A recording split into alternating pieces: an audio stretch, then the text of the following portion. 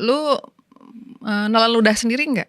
Mas Kaisang yang WA, Mas Faldo tolong ya, ini permintaanku jangan ditolak katanya. Lu yang dulu bakal milih siapa? Anies kayak. Sementara Pak Ganjar harus ke DPR dulu, kontribusi dulu, kelihatan sama PDIP, taat, tunduk. Apakah itu alasannya kenapa Kaisang join dengan PSI? Faldo. Siap Mbak Yeay, Yolien. akhirnya kita ketemu. Terima kasih telah diundang ke All Out. All out. Tempat semua keluar. Oh. Mantap. Tahu nggak? Jadi beberapa minggu lalu, I think about a month ya, sebulan lalu tuh tamu gue itu dari koalisi. Minggu lalu oposisi. Nah, lo sekarang sebenarnya berada di dalam circle petahana ya. Yeah. Dan Dibenci kanan kiri. Yes.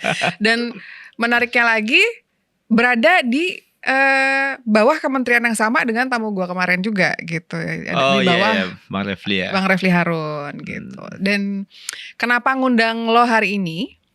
Karena bukan karena lo circle Geolife ya, bukan. Karena lo tuh pernah jadi, ini kan kemarin kita nonton ya, lagi rame Najwa acara gagasan 3 capres ya. Yeah. Dengan di UGM. Lo kan pernah jadi ketua BEM UI nih. Dan lo sekarang sudah jadi udah ada di dalam circle pemerintahan gitu.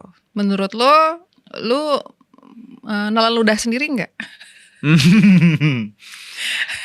Iya, menarik sih Mbak Yolien. Jadi kalau gua tarik ya dari akhir ya. Sebenarnya posisi-posisi yang gua ambil tuh memang posisi-posisi oposisi aja sih sebenarnya. Ya, jadi kayak di BEM, ya student activism nggak mungkin nggak oposisi dong. Betul. Ya, itu adalah kaidah utama lah. Walaupun lu cocok gitu, misal kayak isu kenaikan BBM Kak. Contoh nih ya Kak ya, gue itu setuju BBM naik karena menurut gue alokasi subsidinya ngaco. Oke.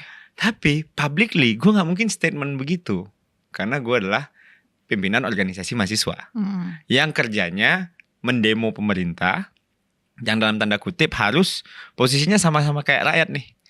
Betul kan? Jadi secara logik banyak hal-hal yang menurut gue sih pemerintah waktu itu oke gitu. Tapi posisinya gak mungkin. Maka sejak hari itu gue berarti udah berpolitik. Yes. Ya, ketika apa yang diomong sama yang dikerjain beda. Ya, politisi kan banyak orang yang bilang harus hipokrit Kak. Jadi makin jauh apa yang dia omong sama apa yang dia kerjain, nah itu disebut politisi ulung. Bukan bohong gitu loh. Mau gak mau ya. Iya, suka gak suka. Gamenya begitu kan. Nah jadinya menjadi politisi, menjilat ludah sendiri tadi itu ya. Itu adalah syarat wajib Kak. Untuk kalau lo masuk ke dunia ini. Dalam artian apa yang lo kerjakan, apa yang lo omong di masa lalu, apalagi hari ini tuh mungkin lebih sulit ya bohong. Karena udah ada jejak digital. Betul. Ya, yang dulu mungkin nggak ada di zaman Orba itu nggak ada kan. Tapi kalau sekarang kan semuanya tercapture bos. Jadi mau nggak mau itu adalah sebuah konsekuensi yang harus diterima di awal. Jadi menurut gua ya mungkin di sini kan channelnya politik nih. Jadi mau nggak mau. Enggak kok. Nggak politik ya. Nggak keluar semua ya berarti ya politiknya. Jadi mau nggak mau itu adalah sebuah aksioma lah, kepastian yang harus gua hadapi. Tapi kalau di tracking nih Kak ya, gue di 2000 ya pertama masuk politik di PAN waktu itu bagian pemerintah, terus keluar gara-gara dukung Prabowo jadi oposisi kita nih, yes. Iya kan, jadi oposisi Pilpres, jadi oposisi melawan rezim gitu kan, Pak Jokowi hari itu, dan waktu itu memang ya ketika ngelihat baca pres kemarin yang tadi lu quote ya, menurut gue ya gue ngelihat oh ya Pak Ganjar juga udah ada di 2019. Gue pernah ketemu Pak Ganjar waktu itu di Kompas TV, dia lagi bela Pak Jokowi. Oke. Dan gue pernah ketemu Mas Anies waktu itu, dia bela Pak Jokowi di 2014. 2019-17 dia gak main lah gitu. Tapi intinya sih kalau menurut gue Kak, memang ketika berada di oposisi terus lo masuk ke pemerintahan, itu adalah sebuah kepastian yang akan lo hadapi. Kenapa? Karena ketika lo ngelitik, pasti lo pengen bawa solusinya. Dan pengen lo aplikasikan toh. Nah posisi gue sih sebenarnya gue merasa sampai hari ini gue masih tetap oposisi aja sih. Tapi kalau gue di bagian pemerintahan ya gue sedang bekerja. Tentunya dianggap penjilat, kutu loncat, bunglon, pragmatis. Curhat. Enggak. Maksud gue itu bertahan sampai 3 tahun hari ini loh. Maksud gue ternyata seberbahaya itu di dunia digital sekarang. Lu pindah partai. Enggak kayak dulu gitu loh. Dulu itu kayaknya, ya gue tau Emil Dardak KTA-nya 5 biji gak, kayaknya baik-baik aja tuh orang. Terus teman gue Michael Sianipar, Gerindra, PSI, Perindo gak kutu loncat. Lo harus anggap itu sebuah pujian karena mungkin sosok. Mungkin menurut gue banyak orang yang kecewa ya. Karena gue gak sesuai dengan ekspektasi mereka. Tapi kan gue sadar gak, gue gak lagi bikin fans club. Gue lagi berpolitik. Kecuali gue lagi bikin Valdo Maldini fans club gitu. Jadi gue harus ngikutin fans gue dong maunya apa. Oh rambut lu kurang pendek nih, tolong dicukur gitu kan. Kalau fans kan bisa ngatur-ngatur bos. Iya. Ini politik. Nah tapi kan sekarang partai gue juga partai yang menjadi oposisi partai penguasa.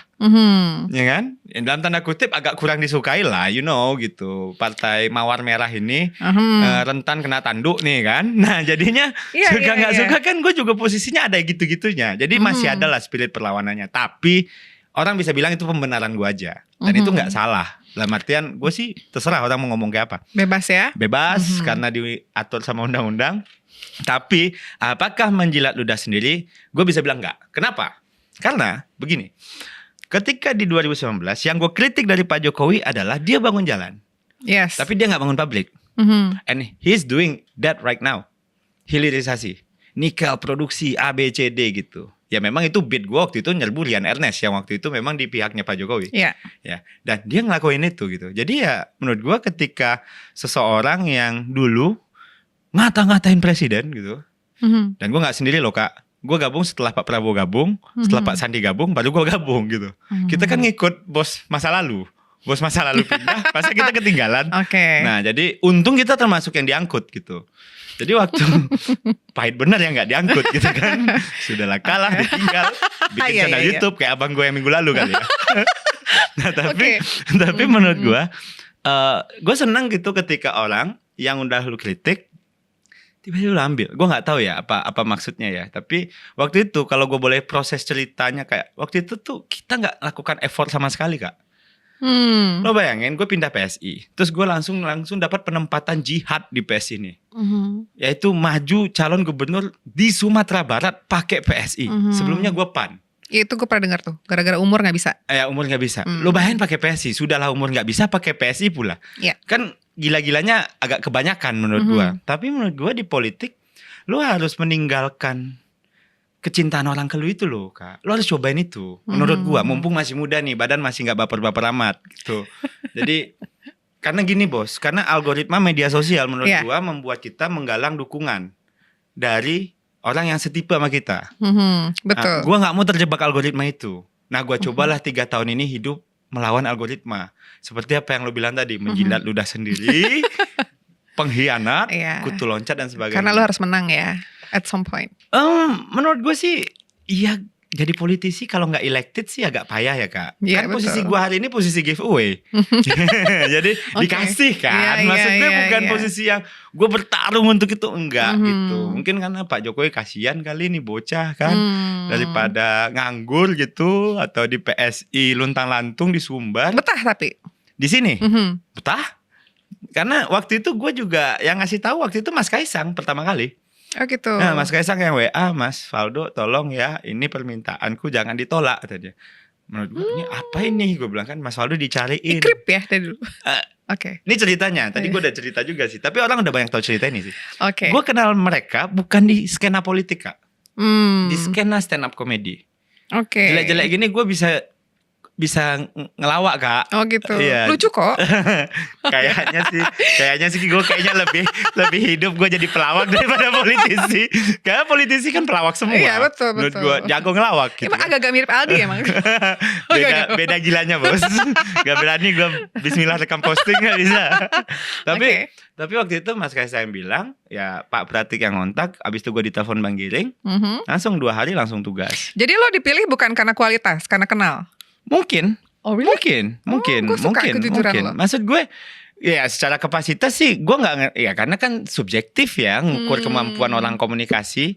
Maksud gue Ya mau masuk memang harus ada beberapa cara sih. nggak kuantifikasi gitu loh Kak. Maksudnya nggak oh ya nilai lu 90 berdebat kan nggak bisa gitu. Ini kan subjektif orang aja. Orang Betul.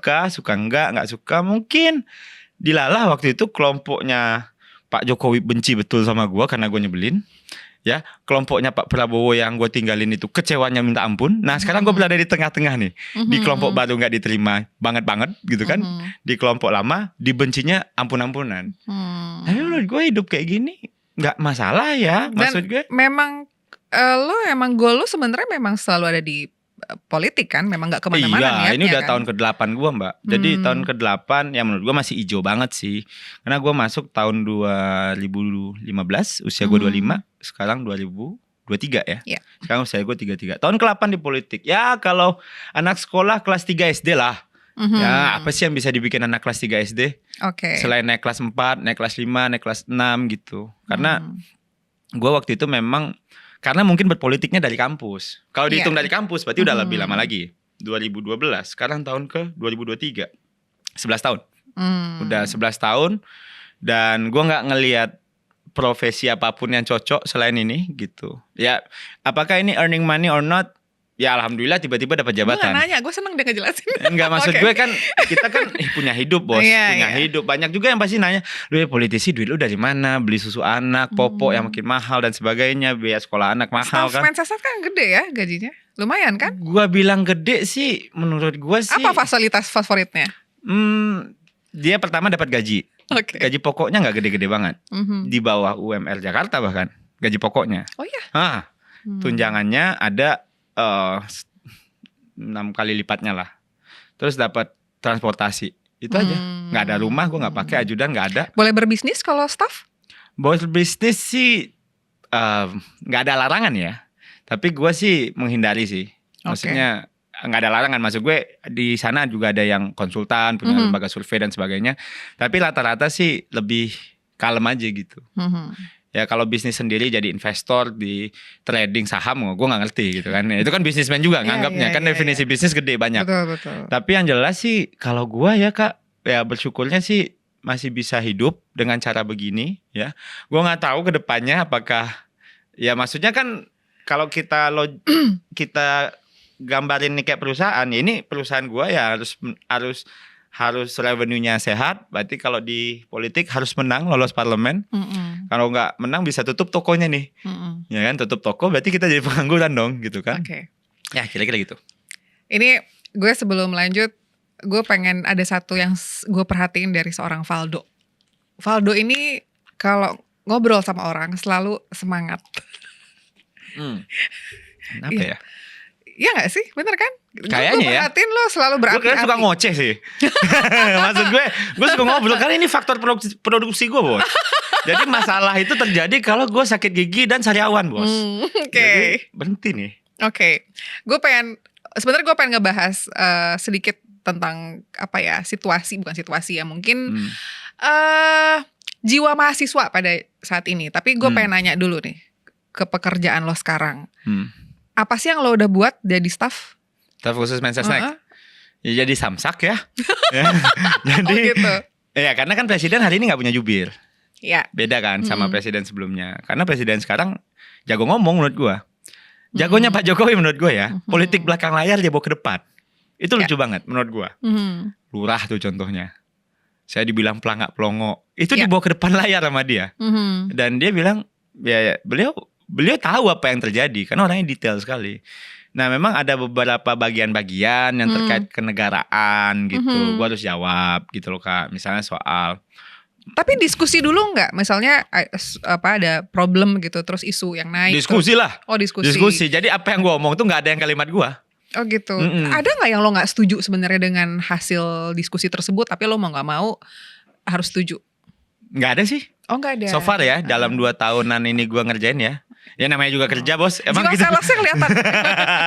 Emang orang Padang sih. Pandai dagang.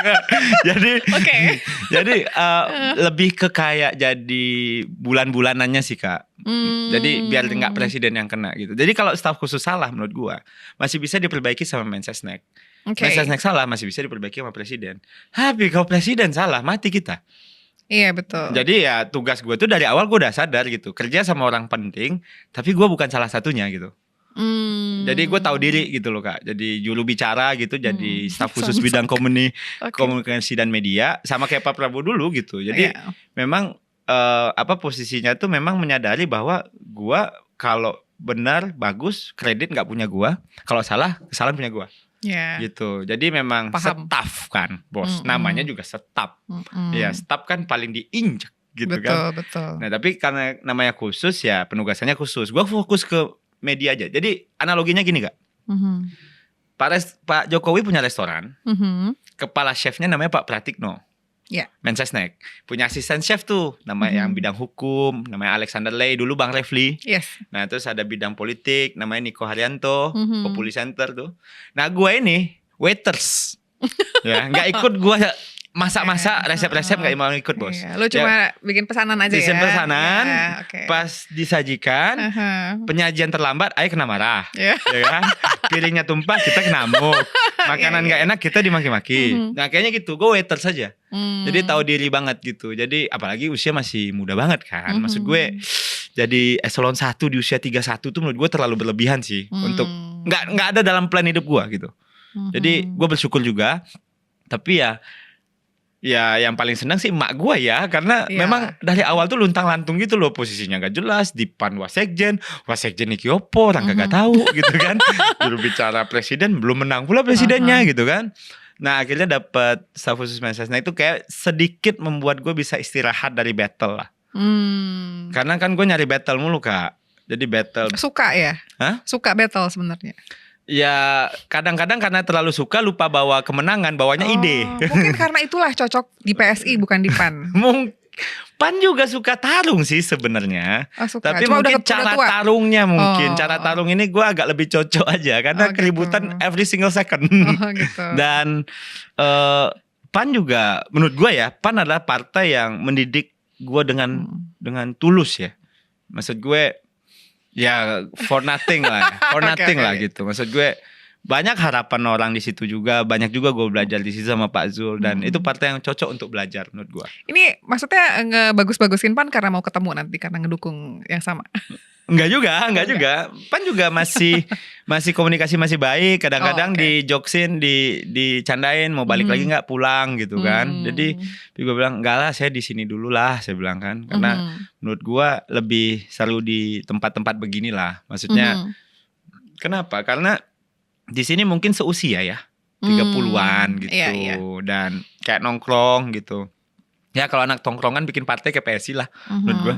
Kalau banyak adik-adik yang gemas-gemas gitu ya. SJW bikin partai juga kayak PSI. Kalau adik-adik sih enggak ya. Gue gak ngelihat. Ini pendapat gue ya soal the next ya.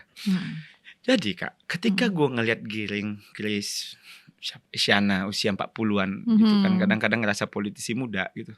Gue jadi ngerasa gue lahirnya prematur nih kemarin 2019. Karena gue jadi politisi balita dong kalau dia muda kan. Karena patokan mereka kata-kata Bung Karno. Apa tuh? Ya Bung Karno kan selalu merasa dia itu pemuda sebenarnya di usia. Jiwa lah ya, soal jiwanya ya bukan usia ya. Iya kayaknya ke jiwa dia bukan usia. Nah tapi gue ingat banget nih ya, di 2019 dulu, gue bukan comparing ya, maksud gue kita bisa belajar dari sini. Ketika Pilpres itu mulai bulan Oktober 2019, Juni itu gue udah masuk TV. Juni itu gue udah dilepas sama PAN gitu. Udah dilepas, walaupun cerita lepasnya itu juga absurd banget gitu. Jadi gak by plan juga gitu, by accident bahkan.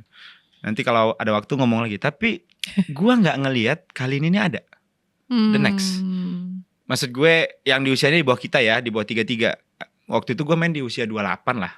28 itu berarti kan kelahiran berapa ya? Kelahiran 95 ya kalau sekarang gitu. Karena sekarang gak ada yang mateng kayak lo. Bukan gak ada yang mateng ya, tapi gue merasa kita lahirnya kecepetan. Harusnya kita lahirnya tahun ini nih, 30-an something gitu. Tapi dulu mungkin karena medsosnya agak masif, sekarang jauh lebih masif lagi. Dan sekarang mungkin opsinya menjadi kader partai itu gak terlalu menarik ya. Karena menjadi influencer mungkin lebih impactful, apalagi secara bisnis gitu kan. Jadi menjadi kader partai politik, ya orang bisa menyuarakan perubahan, merasa kayak Bima Lampung tanpa kader parpol gitu kan. Akhirnya gubernurnya mati sudah, habis itu dikerjain Pak Jokowi gitu loh. Jadi maksud gue ya, tapi gue suka nggak suka Kak menganggap partai ini tetap jadi vehicle resmi lah. Ya resmi. Kalau orang bilang ya suara masyarakat tidak menyukai kebijakan ini, dalam hati gue masyarakat yang mana gitu. Maksud gue lu nggak fair aja sih bilang bahwa masyarakat, gue adalah perwakilan masyarakat, gue adalah mata masyarakat. Masyarakat yang mana gitu. Kalau orang partai kan ya minimal konstituen partai kita, gitu kan, minimal pemilih kita, minimal alek yang memang elected di situ menurut gua gitu. Jadi ya bukannya gua meremehkan civil society, enggak gitu. Gua respect gitu. Tapi ya at the end ya mau nggak mau kalau lo pengen nge-twist itu jadi policy yang memang works, mau nggak mau lo harus masuk gitu. Harus jadi pejabat publik ya. Kalau bisa elected. Karena jadi pejabat publik banyak lagi kan gua giveaway. Maksudnya kan mau nyalek. Ya masih belum daftar. Oh belum daftar. Belum daftar. Oktober ya terakhir ya. Masih ada waktu. Gak tahu nih, lihat perkembangan dunia terakhir. Kan lo pasti punya ini dong, apa aspirasi. Ya aspirasi lah. Gak mungkin lo segini banyaknya bersuara tapi lo gak ada undang-undang yang ingin lo perbaiki, revisi atau buat bahkan gitu. Ada sih. Ada sih. Di tiap komisi itu ada ide sih sebenarnya. Kan komisi 1 sampai 11 Dan lo gak mungkin bisa merubah itu semua, membuat itu menjadi nyata kalau lo gak masuk kan. Iya, gak daftar nyalek terutama kan. Ibarat walaupun jago lari tapi gak daftar kan gak menang jadinya. Mau lo suka sama partainya mau enggak ya tetap memang harus dari situ pula gitu. Mau gak mau. Ya masih ada. Ya sampai konten ini dibuat tanggal 20 ya. Diupload kapan gue gak tahu. Dan 13 hari lagi pendaftaran caleg ditutup. Biasanya 2 hari setelah tapping. Cepet ya. Cepet. Tapi ya kalau gue sih tetap punya aspirasi ya. Tapi gue sih jujur Mbak lihat posisi elected itu bukan tujuan gue berpolitik. Bohong. Exactly. Maksud gue karena itu kan 5 tahunan. Ya kan, 5 tahunan. Kalau menang lagi syukur. Kalau kalah ya jangan gugur gitu. Jadi itu posisi yang ya, dan itu posisi seasonal ya, musiman kalau menurut gue, yang people can come and go lah. Jadi strategi lo sekarang adalah mempertahankan pekerjaan lo sekarang? Enggak, gue juga. fokus ke partai politik aja sudah. Oh gitu. Karena kalau gue selesai dari Setnek, gue pasti pulang ke parpol. Karena itu home base gue kan. Oke. Jadi gue ngelihatnya begitu. Jadi bukan posisi publik yang harus gue pertahankan gitu. Tapi karena gue punya home base. Ya misalnya kayak Pak Pratik selesai balik ke UGM. Niko balik ke Populi. Alek balik ke konsultan firmnya. Ya kan, staff yang lain, staff khusus lain lah. Pak Pratik balik ke UGM. Gue balik ke partai. Gue tetap di skena politik dong. Pekerjaan staff ada report nggak? Ada ya? Ada report. Itulah kenapa ada yang dipecat juga gitu ya? Ya mungkin juga ada yang beda mungkin ya sama arahan gitu. Karena namanya staff khusus ya kita membantu aja. Reportnya ke Pratikno atau ke Pak Jokowi? Pratikno aja kita Kak, gak berani gitu. Kita tahu diri Kak. Kita bukan staf khusus kan presiden. Kenal anaknya. Hah? Kan kenal anaknya. Ya, gak bisa juga pakai jalur belakang. Tapi itu emang jalur paling efektif kayaknya. Iya kan? Kasih tahu ya. Karena dia bisa nungguin bapaknya keluar dari kamar. Iya benar. Tapi menurut gue sih balik lagi ke pertanyaan lu ya. Gue memang gue ngelihat posisi pemilu elektoral itu seasonal position. Jadi, tapi kita harus main ke situ. Dalam artian lu dianggap berkontribusi ke partai kalau lu dapetin kursi ke DPR. Ya kan. Jadi asumsinya nih orang itu layak ngoceh-ngoceh di partai karena dia udah bawa kursi gitu. Bawa suara 100.000, dapat kursi di situ. Worth lah ya gitu. Jadi dia layak lah jadi Korea ini gitu kan kalau kata Pak Bambang Pacul kan. Ya kan? Terus tapi kan ya transit lah DPR. Setelah itu kan habis dari DPR lu mau kemana? Ada yang lah jadi kepala daerah, ada yang mungkin ambisinya menteri dan sebagainya gitu. Nah kalau gue sih ngeliat itu penempatan partai. Selain juga ada garis tangan gitu loh Kak. Jadi ya nggak bisa berharap kita gitu. Karena kan suka nggak suka partai ada orang yang udah lama di situ, udah pendiri juga gitu, udah belum dapat apa-apa gitu. Jadi ya gue yang mendorong orang lama di PES ini dapat jabatan semua sekarang gitu. Oh gitu. Iya dong, karena mulia sekali. Biar terjadi regenerasi kan. Karena ketika dia udah ngisi posisi publik, pasti akan ada orang baru yang ngisi partai. Gitu. Karena kan kita butuh regenerasi terus. Jadi mau nggak mau ya menang tuh menang bareng-bareng, itu maksudnya.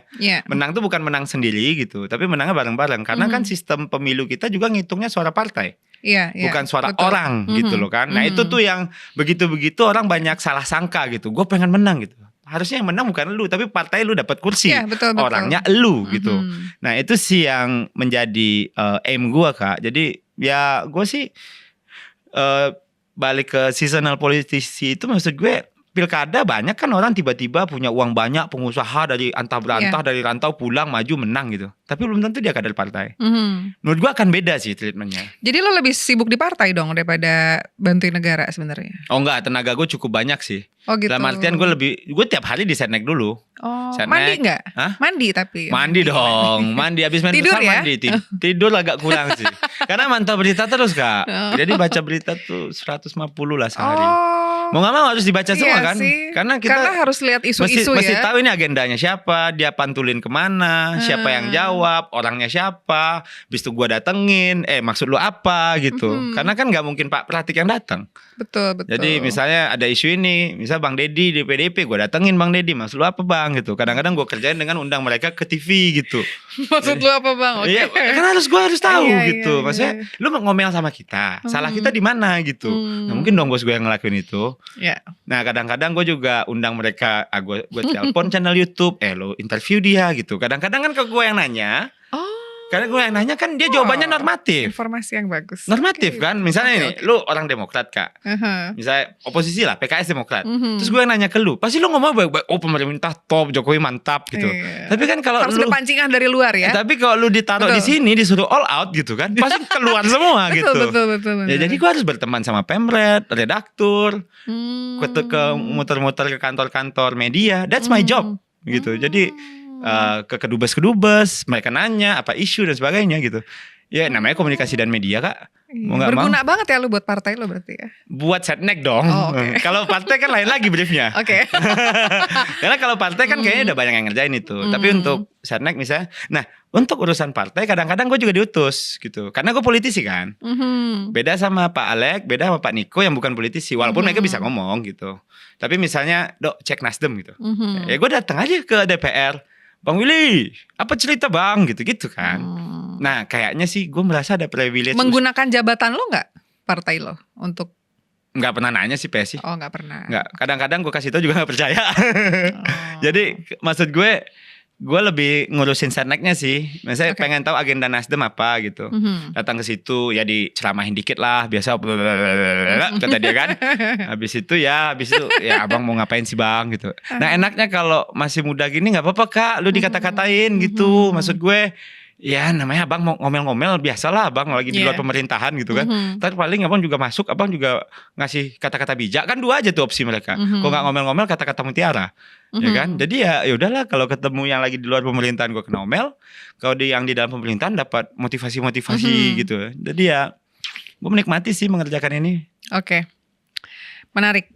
Karena kalau ngelihat pekerjaannya ya gue penasaran aja karena kan sebenarnya kalau lagi-lagi seperti yang lo bilang bahwa sebenarnya kalau melihat pemerintahan sekarang mereka nggak sebutuh itu juga sebenarnya karena Pak Jokowi orangnya cukup bisa ngomong gitu. Jubir itu kan dibutuhkan kalau orang nggak bisa ngomong. Iya betul. Makanya nggak ada jubir presiden. Iya. Makanya gue staf khusus Mensesnek. Itu dia maksudnya. Oke.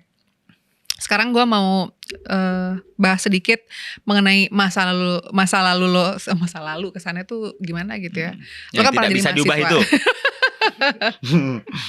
Sebenarnya gue yakin ini sudah pernah lo bahas sih gitu, gue cukup yakin. Cuman gue pengen ngelihat karena lo juga orang yang selalu berkomunikasi demi kepentingan negara ya tentunya gitu. Hari ini kepentingan diri gue sendiri mungkin atau partai gue. Enggak mahasiswa dong sebelumnya. Mahasiswa rakyat dong, rakyat. Ya, tanda kutip rakyat ya gitu.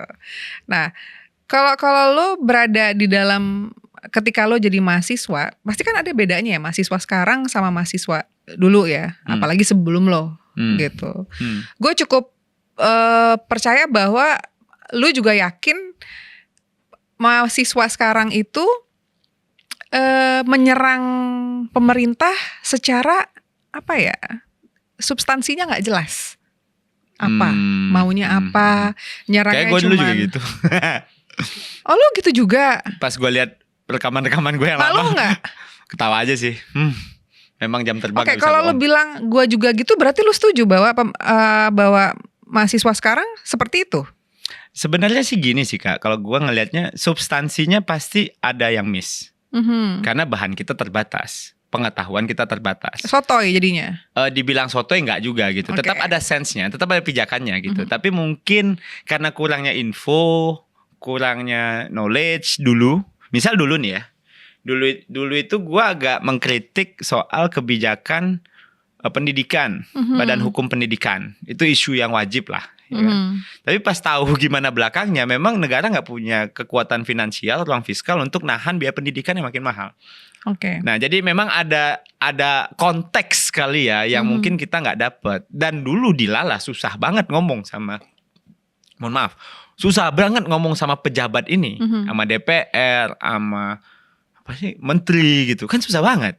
Ya kita mau demo dia udah ngasih pagar tinggi-tinggi gitu, ya kan? Dilala juga waktu itu. Kadang-kadang kan lu tahu sendiri kalau di mahasiswa kan ada backingannya juga. Kalau gue kan dulu Tarbiyah. Siapa? Oh, okay. Backingannya pasti PKS, ya kan? PKS waktu itu oposisinya PSBY. Ya sampai kapanpun gue nggak akan bisa ngomong sama pemerintah kala itu, ya kan? Tapi kan sekarang kayaknya dunia aktivisme kampus lebih cair deh. Maksudnya udah HMI banyak masuk, GMNI dan lain-lain itulah menurut gue ya. Nah jadi ketika dulu gue ngelihat diri gue dulu itu memang ada konteks yang nggak gue dapet gitu. Oh pantas gitu. Dan tapi jujur ya, kekesalan gue di masa lalu itu bikin gue bertahan di politik sampai hari ini sih. Gitu kayak, ya yang bikin gue masuk itu karena dulu tuh kayaknya emang ya susah ya kalau nggak punya kekuasaan gitu loh. Akhirnya itu yang bikin gue masuk dan ya mungkin suka nggak suka itu yang bertahan sampai sekarang gitu. Mungkin memelihara dendam dalam konteks positif kali ya, karena ada pertarungan masa lalu yang bikin gue tuh kayaknya nggak selesai nih gitu. Ya itu apa ya? Gue yakin ya semua aktivis yang masuk ke dunia politik pasti punya itu semua lah. Tapi gimana cara dieksekutnya gue nggak tahu. Nah, tapi balik lagi ke sana yang membedakan sih Kak menurut gue, yang dulu itu kenapa gue selalu ngerespon BEM UI, BEM UGM atau anak-anak BEM tuh kenapa selalu gue respon? Karena gue dulu nggak pernah direspon. Karena kalau nggak direspon itu nggak gede isunya, kurang viral. Exactly. Oke. Ya jadi mau nggak mau gue harus merespon itu biar dia punya aspirasi itu membesar. Dan menurut gua itu punya resiko di gua juga kan. Pasti gua akan dibejek-bejek, pasti akan dipertanyakan gitu, pasti akan dianggap kakak kelas nggak tahu diri. Tapi menurut gua itu cara gua menghormati mereka gitu. Tapi kalau kita bicara mahasiswa dulu ya, sebelum ada media sosial, mahasiswa dulu yang memang banyak sekali ya aktivis-aktivis yang dari mahasiswa zaman dulu. Hebat-hebat lah. Mereka itu tidak dikenal, Valdo. Mereka itu anonimus, bahkan terkenal ketika sudah ada kejadian, sudah ada. Setelah selesai. Iya, setelah selesai gitu kan. Berarti mereka tidak mencari itu sebenarnya, tidak mencari ketenaran, tidak mencari viral. Aspirasi mereka didengar karena mereka melakukan sebuah apa ya? Memang kita nggak bisa mundur. Zaman sudah berubah pastinya. Kita nggak bisa melakukan hal yang sama lagi. Tapi kalau melihat kebiasaan mahasiswa sekarang, ya mungkin dimulai dari zaman lo kayaknya gitu ya. Karena waktu itu early adopter kayaknya untuk medsos. Iya, kayaknya ya zaman lo ya. Mungkin apakah 2012 tuh. Kok gue nggak ngerasa ya, you don't have to just go to the street and then lempar api gitu, enggak bukan itu maksud gue. Tapi kok gue merasa sense of heroismnya tuh nggak ada sekarang, just for the sake of viral. Gue ketua BEM UI atau siapa gitu, gue nggak melihat dia tuh sebagai sosok yang memang membicarakan aspirasi rakyat, tapi just for the sake of himself gitu. Kok gue melihatnya seperti itu? Mungkin ada gitu-gitunya Kak. Maksud gue itu kalau di bahasa gue sama tim gue tuh ya, star syndrome.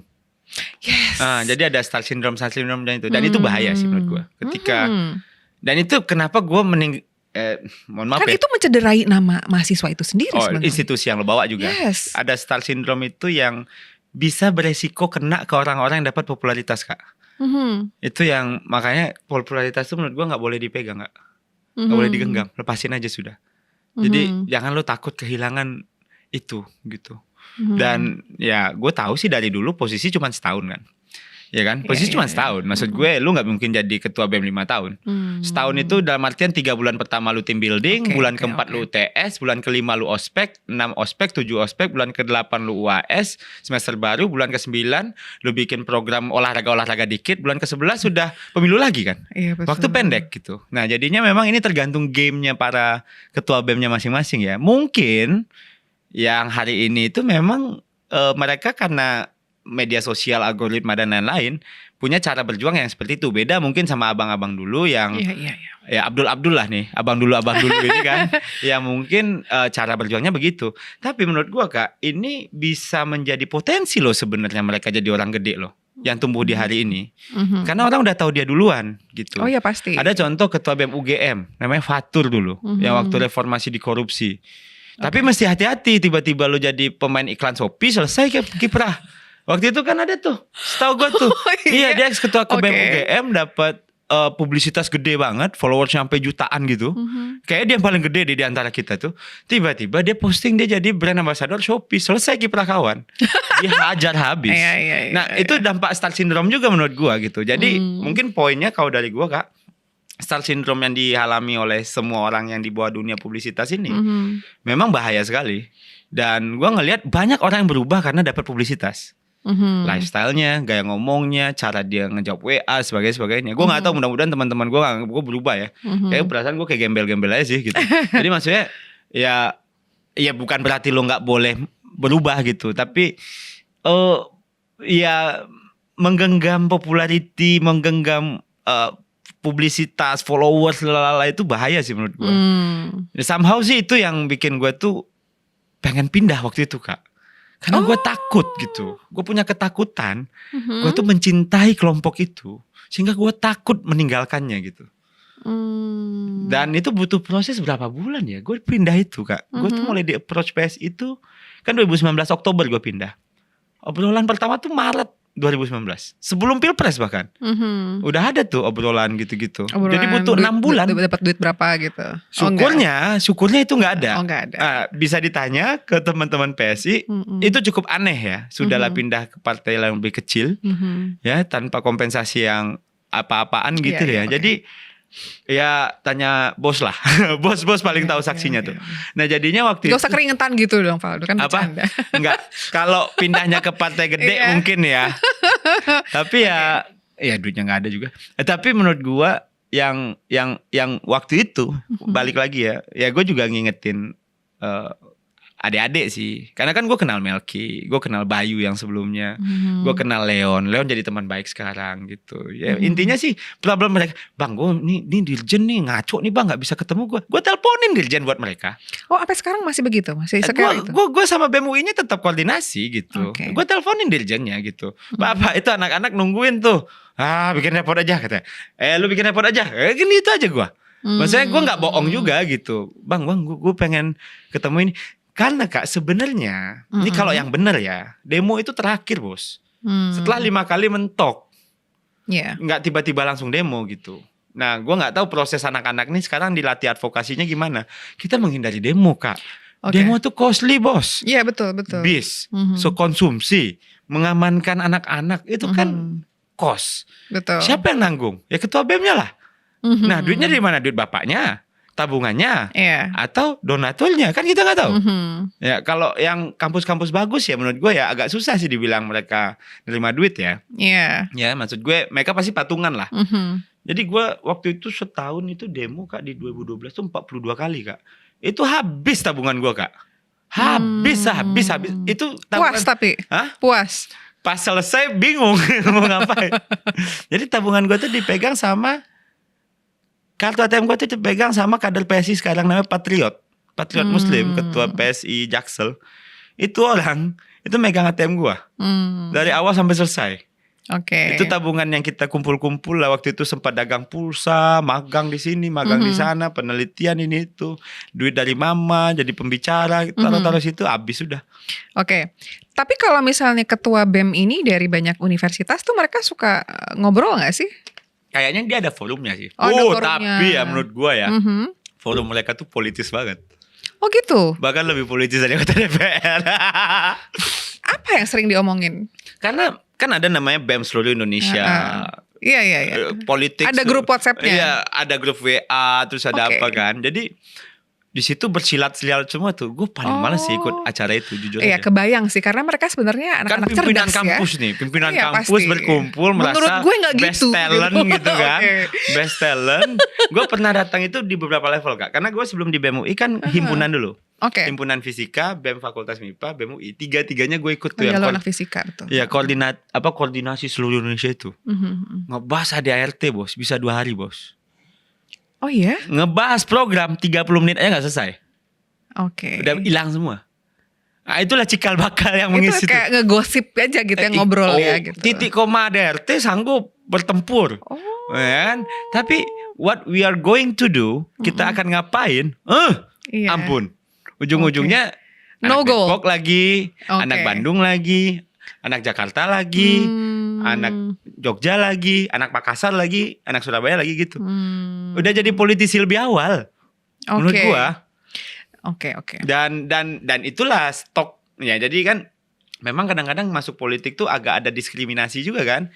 Orang-orang yang punya leverage sebagai pimpinan organisasi mahasiswa ngerasa dia lebih layak kan dibanding yang lain gitu. Itu jadi alat transaksi mereka. Bahkan itu pun gue juga mengalami gitu loh Kak. Tapi kan persoalannya bukan lu jadi atau enggak, tapi lu pas nge-BEM tuh ngapain gitu. What have you done gitu kan.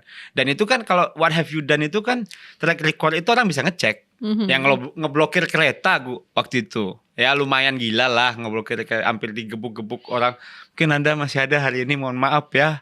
Ngeblokir kereta api waktu itu. Itu pekerjaan yang di luar imajinasi gue Kak. Oke. Dan jujur aja gue tuh bukan ketua OSIS loh SMA.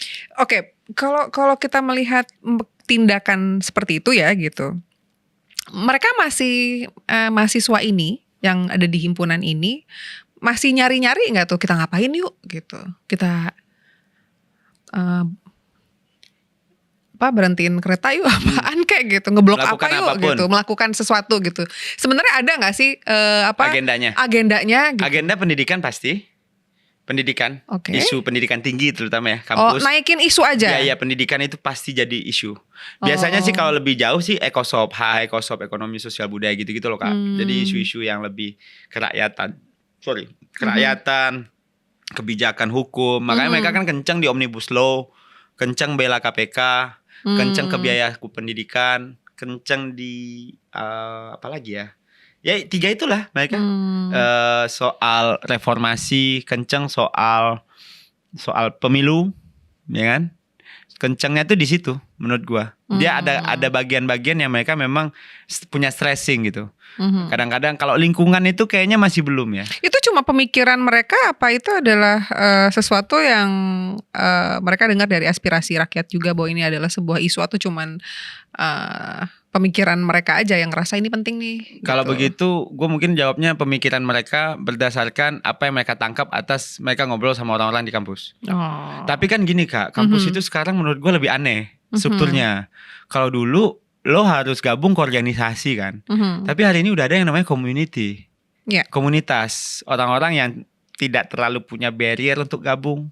Komunitas sepeda gitu. Gak perlu gabung kayak cyclist kampus gitu loh Kak. Iya betul. Komunitas pecinta kulit ayam KFC. Itu ada loh. Maksud gue komunitas pengumpul tutup botol teh botol sos. Kan lebih unik mereka kan. Benar-benar. Dan itu gak perlu daftar ospek dijurit-jurit apa kayak bam bem bom itu. Akhirnya BEM ditinggal kan. Iya kan. Akhirnya BEM ditinggal. UKM ditinggal karena nggak asik gitu. Iya. Nah sementara mereka bisa ketemu komunitas komika di Depok misalnya atau di Jogja atau di Bandung. Nggak stres lagi ya. Nggak stres, nggak perlu daftar-daftar, nggak Iya, perlu di benar-benar. ospek gitu kan, nggak perlu dijurat-jurit gitu. Tiba-tiba gabung. Benar-benar. Ya jadinya itu yang menjadi challenge menurut gua untuk BEM gitu. Dan kalau ketua BEM-nya nggak menyadari itu, wah abis banget sih dia. Gue kalau jadi ketua BEM sekarang Kak, udah gue nggak punya program, satu aja program gue, apps aja sudah. Apps. Gue bikin apps, nyari kosan, nyari pacar, nyari teman belajar, ya, nyari teman-teman apapun lah. Jadi semuanya digital aja sudah. nggak usah bikin struktur, semuanya orang-orang yang memang orang tech, hire orang tech, diisi sama Tinder for college students. Mungkin why not? Karena itu kan demand. Oke. Ya kan, di situ kita dapat data ketahuan mereka punya punya karakter kayak apa gitu. Gua rasa itu mungkin lebih efektif. Ya kalau mau demo, hajar dulu di Twitter, trending baru kita demo, gitu loh. Logiknya gitu kalau menurut gue dengan zaman sekarang ya. Maksud ya tetap yang offline tetap, tapi lo develop satu aplikasi yang akan misalnya orang akan masuk kampus, mahasiswa baru, info kosan udah ada di situ. Info beasiswa udah ada di situ. Info apalagi? Info sharing flat mungkin udah ada di situ. Info course, kuliah-kuliah umum udah ada di situ. Pasti itu berguna sekali. Tapi ada nggak dari ini sedikit kesini dulu karena gue pengen pindah sebenarnya, tapi gue pengen tahu ada nggak sih dari mereka yang sebenarnya masih pengen turun ke jalan bikin? Banyak. Oh banyak ya. Karena tetap ada unit itu. Ada demand nggak dari kampus, misalnya dari rektornya atau mungkin? Kalau rektor biasanya berlepas diri Kak dari politik gitu. praktis. Tapi mendukung. Nggak mau dukung mahasiswa juga. Nggak mau dukung juga. Justru gue waktu itu dapat dukungan dari dosen sih. Jadi dosen gue pernah mau TS apa ya, nggak bisa izin demo Pak, dapat A gitu. Ya itu aneh sekali situ nilai gratifikasi deh gue.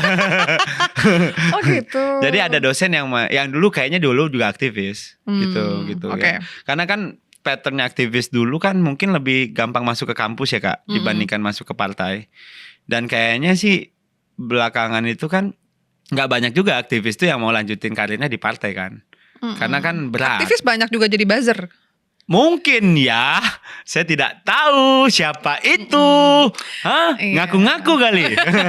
Banyak. Hah? Oh banyak. Oh banyak sekali. Iya. Tahun 98 abang dulu deh.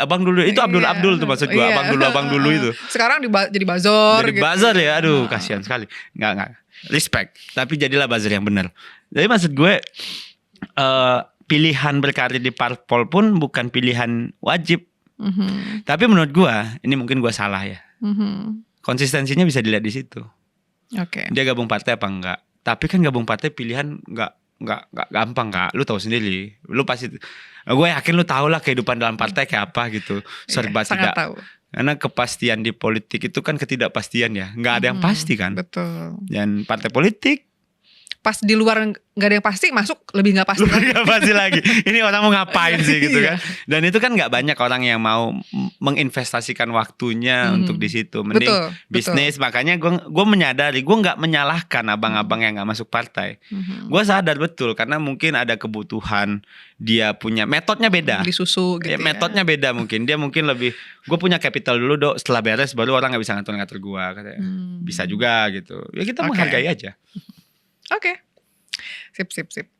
Nah, sekarang pengen dengar bocoran dari Valdo. Apa tuh? Bukan ke PSI, nanti itu belakangan.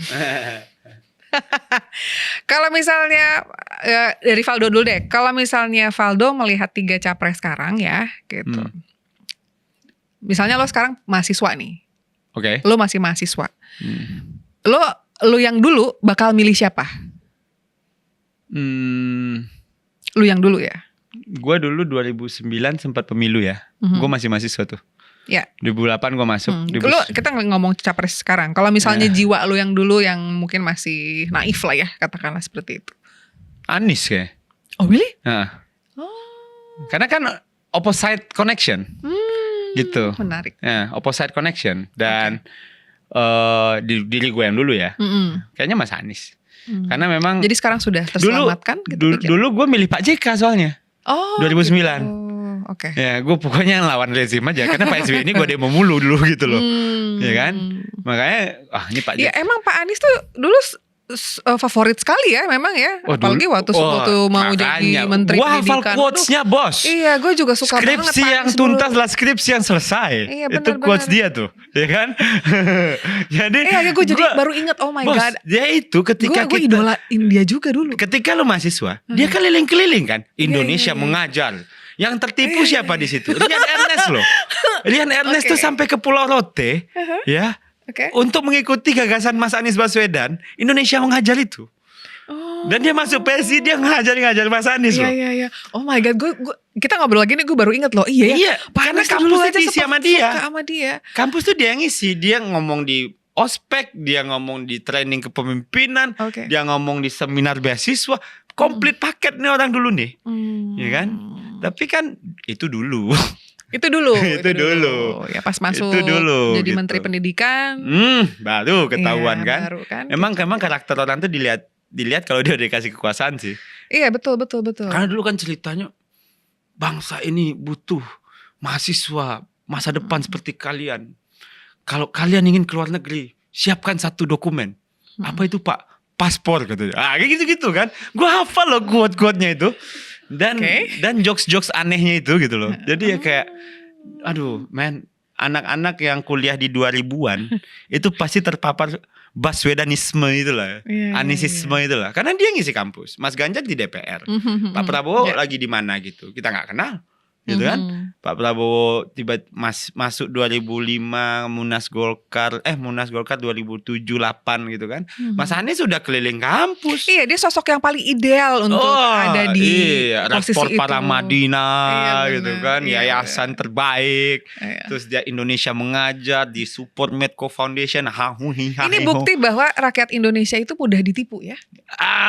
Menurut gue waktu itu niatnya betul. Karena Rian Ernest teman gue. Tapi kalau tipu tuh kesannya jahat ya. Lebih ke mungkin ya we cannot judge a book by its cover tuh benar berarti ya. I think karena kan ujungnya ternyata Indonesia Mengajar adalah konvensi capres Partai Demokrat gitu kan. Iya kan?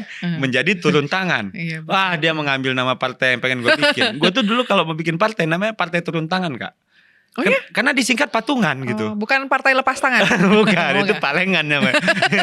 Nah jadinya gue pengen bikin, wah diambil sama Mas Anies nih gitu kan. Tapi gak diurus juga kan turun tangannya sampai sekarang. Oh masih aktif iya, tapi mungkin beda dulu gitu. Jadi gue lihat Mas Anies tuh model. Dulu tuh ada model lain sebenarnya, tapi dia belum politik-politik banget. Ini nih namanya Ridwan Kamil. Itu kan dari Indonesia Berkebun, dia poster Nurdin turun, iya kan? Benar-benar. Di Liverpool dia di Anfield Nurdin turun, ada Ridwan Kamil. Jadi sebenarnya orang-orang yang muncul sekarang ini, yang dilihat-lihat ini mungkin cocok sama gue tuh ya karena mereka tuh dari dulu udah bekerja. Harapannya, I punya aspirasi begitu juga, gitu.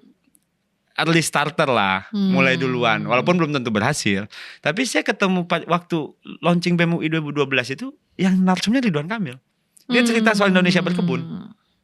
Kan dia Safik Pontor, Ridwan Kamil, akhirnya dia maju wali kota Bandung. Mas Anies maju Gub DKI. Mas Ganjar udah di DPR. Gitu. Jadi memang beda sih pada akhirnya kan. Itu treatment non partisan. Itu saya bilang yang tadi politisi musiman itu. Datang pas pilkada aja. Nah sementara Pak Ganjar harus ke DPR dulu, kontribusi dulu, kelihatan sama PDIP, taat, tunduk gitu kan. Jilat gitu. Nah, jilat mungkin juga aku nggak tahu ya. Tolong itu enggak, bukan saya. Jadinya kalau dulu Kak, mungkin gue Mas Anies. Mungkin gue Mas Anies ya, karena dulu ya, karena itu yang paling relate. Soal relate kan. Dan Mas Anies kan pasti menguasai kampus lah. Dia masuk kampus sejak tahun 2000-an awal lah, sejak direktor, sejak ngalahin Pak Yudi Latif itu. Apa mungkin dia memang cocok di situ sebenarnya, jangan kemana-mana ya? Motivator maksudnya ya. Ya kadang-kadang pemimpin butuh memotivasi ya. Ya maksudnya gini, kadang-kadang tuh kita ketemu orang gitu ya. Gue suka banget nih sama guru gue misalnya. Kok gue suka banget nih sama pembimbing gue, senior. Dia pintar, dia cerdas, dan dia memang berilmu gitu ya. Tapi bukan berarti dia cocok jadi kepala sekolah misalnya. Dia gak cocok bisa jadi flop kan. Iya kan gitu bisa kan. Jadi. Memang ada orang-orang yang memang bukan berarti dia bagus di satu pekerjaan, belum tentu di satu pekerjaan lain juga cocok gitu. Ya menurut gue di situ kita ngujinya sih. Tapi ya nggak fair juga kita bilang kalau dia nggak cocok gitu. Karena dia punya hak tetap untuk maju kan. Makanya gue menghormati itulah gitu. Jadi kita ngalahinnya di battle aja. Iya. Tapi ini tergantung ini juga sih Kak. Kadang-kadang kan gini, kemampuan si calon nih 3 ini membaca what next after Jokowi. Orang Indonesia itu menurut gue suka yang apa ya? Pemaaf, suka yang ganti-ganti rasa. Dulu Pak SBY berjarak, masuk Pak Jokowi yang dekat sama rakyat. Yang katanya pidatonya Pak SBY tinggi-tinggi, bagus sih di forum internasional. Tiba-tiba datang Pak Jokowi dengan gaya yang deso, gitu kan. Nah kalau ngelihat 3 ini Kak, Mas Anies kayaknya memposisikan dirinya sebagai capres pinter. Indonesia butuh capres yang pinter. Gitu. Pinter kok emang. PhD, lulusan US, jago bikin quote, jago pidato gitu kan. Quote-nya aja gua hafal. Habis itu Pak Ganjar dekat dan merakyat. Pak Prabowo tegas, sudahlah gitu kan. Jadi tergantung suasana batin Pak Ganjar apa tadi? Dekat dan merakyat lah. Dia pengen dicitrakan begitu. Persepsinya kan gitu. Kan Pak Prabowo tegas, nasionalis, ya selalu begitulah ya. Kuat gitu. Nah jadi tergantung nih suasana publik nih. Batin publik ngerasa butuh yang pinter. Yang kita tambah. Yang dianggap pinter, yang dianggap merakyat, yang dianggap tegas gitu. Menurut lo? Apa Hari yang dibutuhkan Indonesia hari ini di 2024? Gue sih membayangkan ya, apa yang dikerjain Pak Jokowi ini adalah memperkuat ketahanan ekonomi. Itu satu, Mbak. Kak. Jadi hilirisasi itu ngeri loh dampaknya. Kita setelah hancur dari COVID, tiba-tiba masih bagus. Ya mungkin ketimpangan ya, konsekuensinya itu ada gitu. Tapi kita masih nggak malu-malu amat sebagai bangsa gitu loh. Karena kita punya revenue yang lumayan oke. Walaupun kita dikritik sama WTO, Inggris dan sebagainya. Satu itu. Menurut gua, agar Indonesia ini tidak terjebak ke middle income trap, kita butuh pemimpin yang visinya negara industri. Bukan nambang tanah dilempar, tapi memang bikin manufaktur yang kuat, produksi yang kuat gitu. Diolah di sini, ada added value. Ya, orang-orang pintar disuruh pulang. Orang-orang yang punya ilmu dikasih insentif. Transfer teknologi. Karena kalau nggak gitu Kak, kita tetap jadi konsumen terus. Tapi kalau kita bicara mengenai gagasan ya, kemarin tuh ramai kan gagasan dan gagasan. Kalau gue melihat dari setiap pemilu, semua presiden sama aja, banyak gagasan yang luar biasa. Mirip. Ya kan. Mereka punya gagasan yang bagaimanapun tetap itu kan semua tergantung pada menterinya juga, timnya tentunya gitu ya. Pak Jokowi sekeren-kerennya gue pilih Pak Jokowi. Iya, tim jago, tapi pilihnya Pak Luhut lagi juga kan gitu. Menteri yang kalau kata Panji semua overpower. Ya itu nggak salah gitu. Maksudnya tapi respect opung kelar top. Iya, nggak salah. Tapi itu buktinya adalah mau siapapun presidennya, kalau kita ngomong gagasan, apa yang dibutuhkan Indonesia kan harusnya kembali ke karakter. Karakter itu harus kita lihat dari presiden. Selama ini kalau kita ngomong gagasan, I'm pretty sure they have like so many great ini ya. Pasti baik, pasti bagus. 100% pasti bagus. Tapi kan yang harus dilihat dari karakter, dari melihat dari backgroundnya, apa saja sih yang mereka tuntaskan, bener nggak? Apa saja yang janji apa saja yang mereka tepati, kan itu kan harus dilihat. Karena kalau orang selalu bicara mengenai gagasan, sorry itu saya, ketika mahasiswa kita jual gagasan, I don't think that's bukan itu solusinya. Justru kita harus melihat karakter, bukan iman ya gitu. Gue nggak setuju kalau kita ngomong akhlak dan segala macam, that's bullshit gitu ya. Gue pengen tuh orang ngelihat apa yang dia tuntaskan dari yang dia kerjakan. Kita nggak usah ngomong janji, kita hubungan. Berarti portofolio masa lalu matters dong. Iya benar. Ya pasti. Ya, jadi misalnya kayak gimana mereka bicara soal menjadikan negara industri di Indonesia, sementara dia nggak pernah bangun industri. Iya, bisa jadi. Itu bisa jadi parameternya kan. Iya. Yang kedua, kelompok-kelompok yang influence mereka. Yes, itu juga termasuk. Itu kan akan jadi kelompok pertama. Misalnya ke Pak Jokowi waktu itu, dia disupport sama kelompok pengusaha, kelompok partai. Menurut gua Golkar itu salah satu partai yang industrial sih. Karena di situ memang isinya teknokrat kan. Ya. Pengusaha yang memang usahanya kuat-kuat gitu. Jadi memang fundamental bisnisnya ada gitu loh Mbak. Dia memang bikin pabrik, punya ini, punya itu gitu kan. Mestakung ya, nah, semesta mendukung itunya, circle-nya gitu. Kalau PAN pengusaha yang banyaknya jasa kalau menurut gua. Kalau PKB keumatannya kuat, grassroots-nya kuat dengan NU-nya gitu. Kalau PKS ya dengan tarbiyah dan ikhwanul musliminnya lah gitu. Kalau Nasdem combine sih. Jadi kalau gue bilang itu Nasdem itu ada yang jasa, ada yang fundamental bisnisnya kuat PDI juga. Perjuangan apanya? Kerakyatannya justru menurut gua. Justru PDI Perjuangan menurut gua partai yang kuat. Dia partai massa sih. Suka nggak suka kita harus mengakui PDI itu partai massa. Massanya banyak gitu. Dan real, ada gitu loh. Partai yang mengelola rakyat, bukan mengelola mengayomi. massa kalau menurut gua. Jadi partai yang memang massanya jelas. Dia bisa by name kok Mas Hasto ngomong kadernya 1.200.000 bla bla bla. Karena dikelola dengan baik. Karena pengelolaannya oke. Karena itu memang partai. Dikelola tetap miskin? Nah, itu mungkin pilihan ideologis ya. Baik. Ya. Jadi menurut gua itu adalah pilihannya PDIP. Nah, jadi kita lihat aja nih. Kita kan bisa nebak sebenarnya. Mas Anies kelompoknya ini, influence-nya dari sini, kita tahu mungkin pengusahanya ini, Mas Ganjar mungkin pengusahanya ini, Pak Prabowo pengusahanya itu, gitu kan? Ya jadinya ya menurut gua sih background itu penting ya, kita harus background checking itu penting, dan menurut gua sih nggak banyak orang yang berani ngomong itu sih. Karena banyak orang pengen berpolitik itu kan buah meja nih. Betul. Harusnya di sini nih.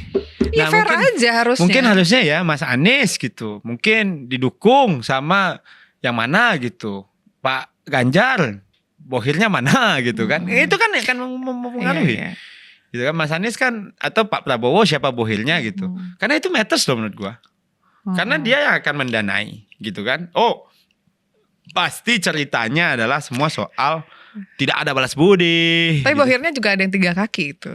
Bohir sih kayaknya bohir yang benar main 3 kaki sih. Kalau yang bohir yang agak belum pro player sih 1. Iya. Kenapa lu ngambil 1/3 sementara opsi lu 3/3 kan? Iya kan? Iya, bohir selalu begitu. Tergantung size-nya aja. Iya. Di mana yang banyak, di mana yang dikit, itu preferensinya dia.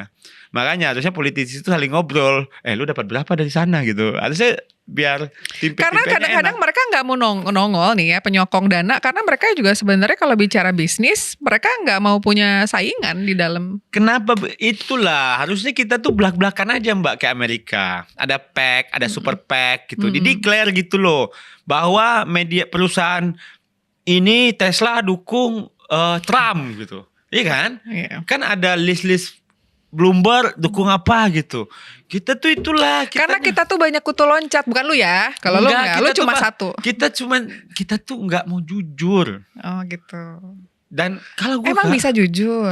Kalau seandainya dapat pengeluaran pajak, mungkin pengusaha oke loh. Ya, oke, gue chip in di sini ya, dengan garansi gue nggak akan diganggu bisnis gue, dan gue dapat perlindungan pajak. Kenapa nggak kita bisa ngobrol begitu? Mungkin ngobrol lagi tuh, cuman kita nggak tahu aja. Mungkin mau begitu. Kalau dia ngobrol begitu, harapan gue itu terjadi sekarang. Tapi kan ini nggak pernah diobrolin soal financial di politik. Di PSI juga nggak pernah. Di PSI sih sebenarnya nggak banyak ya, karena kita low cost campaign. Oke. Ya, low cost LCC nih bos. Ya, kalau ibarat pesawat nih ya LCC nih, nggak full service bos. Kita dapat bantuan donasi 100 juta bisa Syukur. 100 kali gitu. Kalau orang 1 juta sekali gitu. Iya. Kita kan kuatnya di tenaga bos. Kuatnya di tenaga, kurangnya di pengalaman. Ya, jadi kalau orang ngasih ke PSI 100, kita bisa bikin tuh jadi 100 kali activity. Kalau di partai lain mungkin 100 butuh 5 lagi gitu. Nah jadinya kalau PSI ya gitu. Memang low cost campaign. Ya, masih percaya bahwa masyarakat yang datang ke acara kita tidak perlu dibayar gitu, pakai uang transport. Tapi butuh kan penyokong dana? Ya butuh lah, butuh banget menurut gua. Butuh banget sih. Tapi pada akhirnya sih gue yakin penyokong dana akan selalu ada. Tapi ya gimana kita use the dana dengan baik aja sih. Di situ talented politician itu kelihatan gue lihat. Menarik. Dan oke, kita bicara ke PSI sekarang. Apakah itu alasannya kenapa Kaisang join dengan PSI? Oh, penyokong dana. Nih kalau gue lihat sih Kaisang itu ya gue nggak ngikutin banget sih ya prosesnya. Kaget kan? Terus ya sebenarnya sih mudah-mudahan itu benar ya, karena itu kan masih siluet aja tuh. Tapi mungkin gue ngelihat ini kawan ini ada apa ya? Mungkin ada keinginannya juga ya yang membuktikan ya gitu ke setiap orang mungkin bahkan bahwa mereka sejak awal kan anak presiden yang berbeda ya. Mas Gibran, Mas Kaisang gitu. Beda banget. Beda banget kan. Maksud gue, setahu gue ya agak beda nih gitu. Agak beda, agak tough. Ada yang beda gitu. Feeling gue sih kalau Kaisang memilih masuk politik, berarti dia ingin ya menjadi Kaisang gitu. Dan walau gue gak ngerti juga kenapa PSI partai kecil 1,8 ini yang membuat dia tertarik gitu. Oh iya, kita semua punya pemikiran yang menarik sih tentang PSI pasti. Iya. PSI itu bukan partai besar, bukan partai lama, bukan partai senior, tapi somehow menariknya adalah PSI ini adalah partai yang kecil-kecil cabai rawit ya istilahnya ya, kecil-kecil bisa ngeganggu partai terbesar saat ini gitu. Nyebelin. Iya, kayak nyamuk gitu. Iya kan? Ganggu kalau di mobil itu ya. Pas mau diginiin kita nabrak. Iya. Segitunya kecil. Temen gue sering kayak gitu. Tapi gengges banget nih gitu. Dan dibuka window juga gak keluar ya. Sampai bikin partai terbesar kita kayak ngerasa kayak apa sih gitu, kayak gemes gitu. Tapi kalau bicara soal PSI ya gue sih respect sama orang yang mendirikan partai inilah. Bang Jeff gitu, Jeff Giovanni. Gue tahu sejarahnya. Mungkin ketua dewan pembina kita itu. Dan dari dulu memang dia memang begitu sih. Percaya nggak 2019 gue pernah ditawarin Rian Ernest? Oh ya? Untuk masuk PSI. Percaya aja gue. Iya. Rian Ernest pasti nawarin siapapun lah. Di belakang sebuah gereja. Oh really? Yes. Lucu banget. Apa katanya? Berkat nama Tuhan gitu-gitu. Dengan nama Tuhan, Yesus gitu-gitu enggak? Pakai politik identitas enggak Rian waktu itu? Enggak, ngobrol aja. Enggak sih, ngobrol aja di belakang di gereja, rame-rame gitu. Oke. Ya kalau dulu PS itu tipis banget tuh. Calegnya cuman 3.000. Sekarang 13.000. Wajar lah dia butuh banyak talent. Bang Rian, sayangnya Bang Rian sudah kembali ke pangkuan Orba ya. Yang kuat akarnya, rindang daunnya, Rian Ernest. Tapi pasti dia kagum sih ngeliat PSI sekarang. Tangguh ya, maksudnya mau ditumbangkan kayak apa tetap ngotot. Gue yakin kawan-kawan yang keluar pasti masih sayang lah. Dan ini pernah gue bilang, gue pernah bikin ada konten di Geolive juga yang gue bilang salah satu, gue belum pernah mengatakan itu sebelumnya, bahwa gue seneng banget waktu denger PSI itu nggak ngekorin PDI Perjuangan lagi gitu. Lawan sih bahkan menurut gue. Itu bagus dong, harus begitu kan gitu. Bener nggak sih gitu? Iyalah. Kita nggak ngomong bukan ngomong PDI Perjuangan ya, tapi ya, sebuah sebagai partai ya. Yes gitu. Lu harus punya harga diri. Iya betul, harus mandiri. Harus punya pride.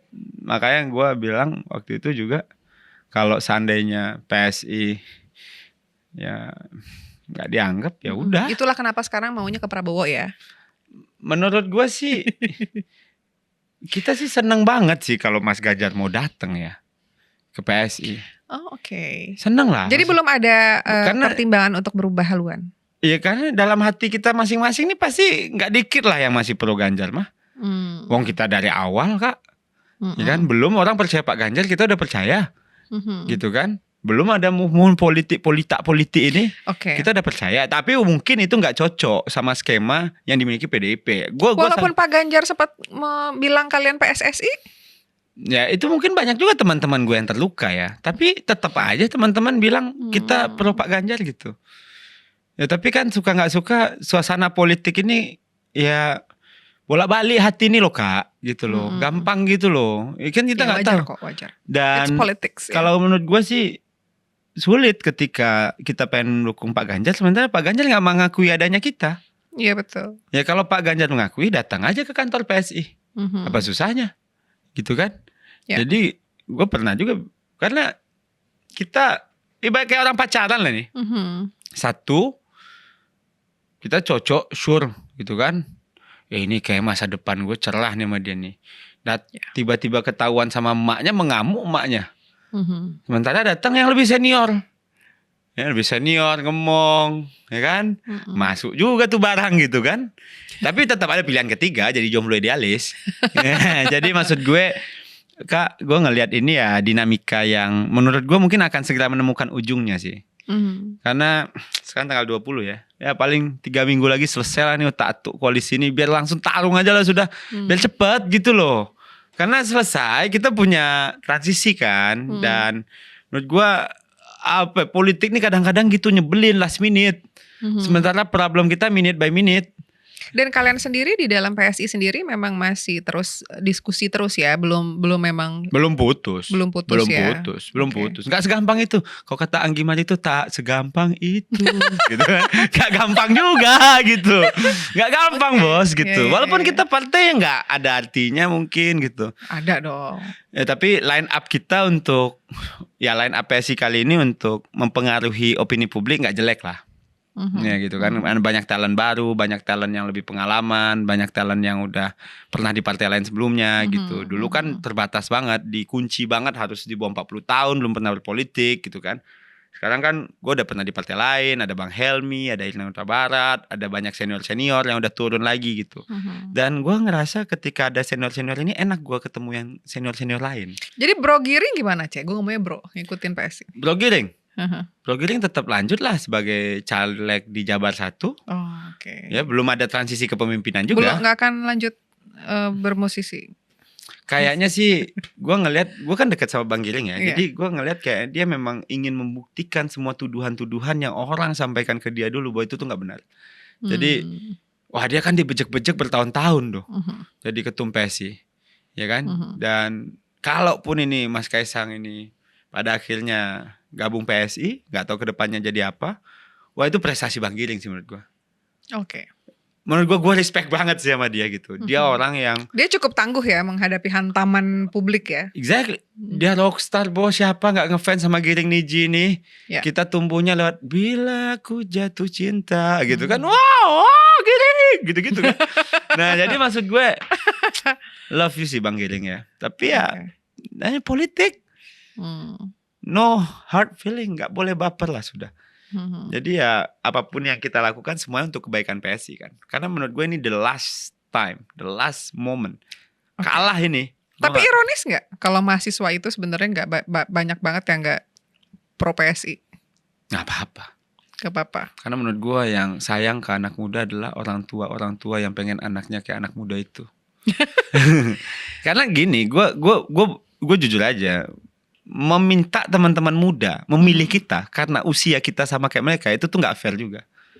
Gue pengen mereka juga punya independensi untuk menentukan lo tuh nggak cocok gue gitu. Tapi biasanya Kak yang muda-muda gini yang milih itu yang senior karena ada orang tua yang pengen anaknya kayak Rian Ernest, anaknya kayak Samara gitu, anaknya kayak siapa gitu. Kalau yang muda-muda mah ya udahlah gitu. Oke, size-nya gede gitu. Semua partai ngerasa muda semua. Semua partai bikin angkatan muda AIW blablabla gitu kan. Betul. Tapi menurut gue tetap ada ruang. Feeling gue sih ya, ini feeling gue kalau lu mau bikin untuk anak muda, kasih pertanyaan-pertanyaan ekstrim aja.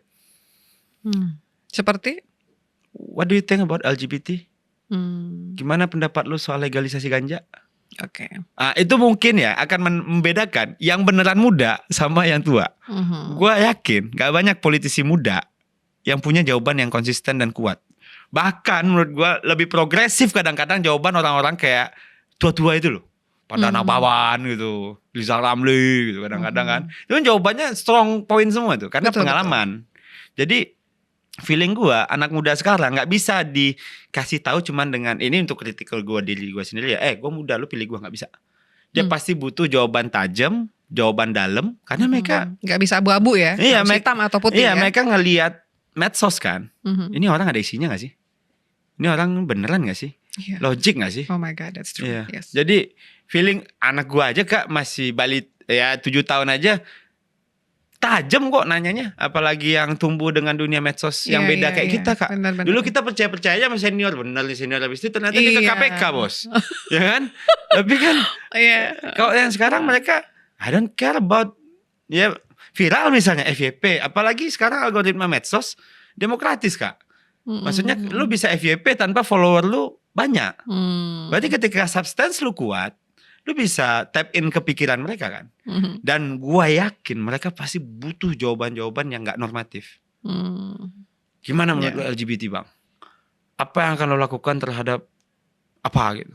Tapi apakah itu jadi karena ya mahasiswa sekarang banyak banget yang ini menurut pengamatan gue belakangan ini ya, I could be very wrong. Tapi kalau misalnya sekelihatannya sih kayaknya mahasiswa banyak yang menganggap lucunya PSI ini malah nggak relevan dengan mereka gitu dan pemikiran mereka. Apakah ini membuat PSI yang asalnya menjual gitu ya partainya untuk anak muda sekarang beralih, karena apalagi kan sekarang banyak orang-orang banyak senior yang masuk ke PSI, yang ditarik ke PSI. Nggak ngefek-ngefek amat sih Kak, honestly speaking ya gitu. Iya, jadi pada akhirnya itu yang muda yang gue takutin itu terjadi gitu. Muda yang dijadikan karena yang muda gimmick. Kebanyakan apatis gitu ternyata. Iya, hanya digajukan sebagai gimmick dan overuse kata muda itu. Sementara karakternya nggak muda lagi gitu. Iya ya. Itu yang kita alami Kak. Iya, jadi betul. Orang jualan muda-muda itu overuse. Jadi pada akhirnya gue percaya muda itu bukan solusi ya, tapi soal keberpihakannya. Dia mau kemana gitu. Okay. Untuk isu ini dia kesini, isu ini dia kesana, isu ini dia kesini gitu. Baru kelihatan tuh. Bahkan ya itu kadang-kadang gue ngelihat Pandana Baban tuh jauh lebih muda dibanding gue sendiri kadang-kadang. Ketika dia punya jawaban yang tajam gitu untuk asal sesuatu. Asal gak lagi ngantuk mungkin. Ya asal mungkin gak dingin gitu ya. Opung itu kan udah maaf, sering ditaruh di lantai atas kan. Dan AC ini kan. Iya. Nah jadi atau bahkan ngelihat Pak Sarwono atau BHM ya kan, atau ngelihat yang di bawah-bawah sini banyak banget yang senior-senior yang datang. Bang Refli mungkin lebih junior dari lebih muda dari gue mungkin cara dia ngelihat itu. Mungkin ya ada hal-hal kayak gitu. Jadi makanya pada akhirnya pertarungannya di substance kan. Substance dan di mana dia berpihak. Menurut gue gitu. Okay. Karena jualan partai anak muda, semua partai ngaku muda sekarang. Iya sih. Iya, udah 40 tahun aja ngaku muda. 50 tahun. Oh, Om masih muda. Dia ada manggil dirinya Om, tapi dia bilang Om masih muda gitu kan. Harusnya kan ngaku aja gue tuh Om milenial gitu loh. Bapaknya milenial, maknya milenial. Mati kita. Itu menurut gua ya, pembabakan berdasarkan Gen Z, X, Y itu tuh gak cocok gua Kak. Gak cocok gua. Gua sih gini aja, simple Kak. Sebelum 98 generasi survival. Ya, lu lahir tahun berapa Kak? Gue beda 5 tahun sama lo. Berarti lu belum survival lah. Berarti hidup di zaman Orba ya. Iya. Survival kan. Mak kita lah. Orang tua diri lu, orang tua gua misalnya kan. Itu survival lah pokoknya. Survival untuk bisa hidup di republik ini. Kalau enggak door gitu kan. Iya. Sebelum Orba. Lepas Orba, reformasi nih, sampai sebelum medsos, itu generasi passion. Iya. Kalau menurut gua. Jalankan hidup sesuai passion, makan tuh passion, gaji lu dari passion menurut gua. Nah, tumbuhnya medsos baru ini, new medsos ini Kak, itu generasi freedom. I don't need house, I don't need car, I have Uber, I have Grab, I have sharing apartment, lah. Makanya kan, ini agak beda nih. Gue sih baginya gitu. Kalau Gen X, Gen Y, Gen Z tuh treatmentnya jadinya gimana ya coba? Yang Gen Boomers pengen sok-sok kayak Gen Z. Akhirnya dipakailah baju-baju ala-ala Gen Z. Akhirnya dianggap sama Gen Z cringe, gak relate gitu. Jadi metodenya jadi salah gitu loh. Makanya gue sih gak mau sih make ala-ala gitu. Gue jadi diri gue sendiri aja. Bagi gue ini, gue yang lagi gue hadapin nih Gen Z, generasi freedom. Dia bebas mau ngapain aja. Dia suka-suka dia, pekerjaan suka-suka dia. Dia pengen jadi trader saham, oke. Influencer, oke. Ini kan pekerjaannya waktu belajar SD gak ada di KTP semua Kak. Yeah. Pekerjaan influencer, pekerjaan host all out, ada gak? Gak ada bos. Gitu kan. Iya kan. Jadinya ya gue bahkan bilang ke anak gue tuh, kayaknya sih saya lagi nyiapin kamu untuk pekerjaan yang masa depan saya sendiri gak tahu itu pekerjaannya apa gitu loh. Apalagi AI, ABCD bos. Waduh. Itu yang mau dikasih treatment mudah pilih. Gak akan dipilih kita Kak. Feeling gue gak akan dipilih. Jadi makanya tadi tuh gue ikut diskusi, mereka concern sama iklim. Biasanya kita hujan ya udah hujan, panas gitu kan. Air bersih susah tinggal nimba di sungai gitu kan.